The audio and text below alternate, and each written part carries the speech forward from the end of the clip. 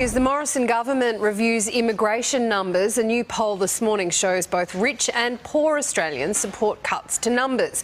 The Centre for Independent Studies has found 46% of people in more affluent suburbs think our migration levels are too high, while the figure is 57% in poorer postcode areas. When asked if immigration should be cut or paused because of congestion in our cities, 65% of those from richer postcodes agree. That increased to 77% for those from poorer suburbs. Let's bring in Senators Pauline Hanson and Darren Hinch. Good morning to you both. Darren, quite a leading question. If the question had been, are you happy to go into economic recession while pausing immigration, people would have said no and be something completely different. Yes, that's exactly true, Koshy. I think some of the arguments being put forward, like trying to move people to regional areas, is not a bad one. But I did see part of that poll said that actually the majority of people still wanted immigration to continue. Yep. All right, Pauline, it sounds like Scott Morrison will change our immigration policy in the next couple of weeks. Do you think that he should act quickly? Yes, I do. Sam, I've been actually talking about this constantly for the last 2.5 years since I've been in Parliament. The people have now spoken up, the debate has happened on this, and the people in general are saying immigration levels are too high because the infrastructure, we can't keep up with the infrastructure. We haven't got the water, we haven't got the nursing homes, hospitals or schools for increasing population.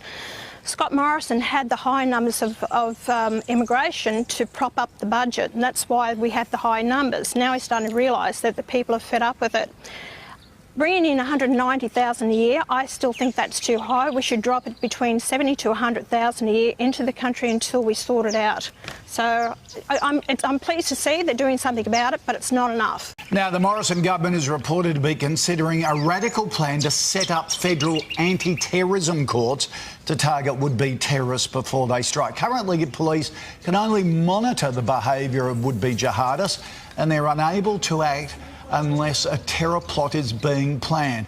Pauline, look, this sounds a pretty good idea, I reckon. Are we doing enough to curb extremist behaviour and give our authorities the right amount of resources?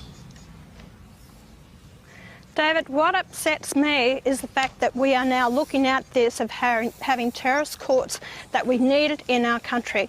That's the first thing that's upsetting me. Yes, I do believe we need judges in these courts to actually handle the situation. A lot of the judges wouldn't have a clue, they're not up to date with the legislation, and they wouldn't know how to handle it. I'm sorry, a lot of judges come straight from being solicitors onto the bench, and I'm not across their brief. I believe, yes, if we need the terrorist courts to deal with this terrorism, but let's go back to letting these people in the country in the first place. Don't give them citizenship after being here for a couple of years. If you're going to do that, make it 8 years. Then they've got to, don't get rid of their dual citizenship for another 10 years after that till they prove their character. If they're not, get rid of them, get them out of the country. We don't want them here.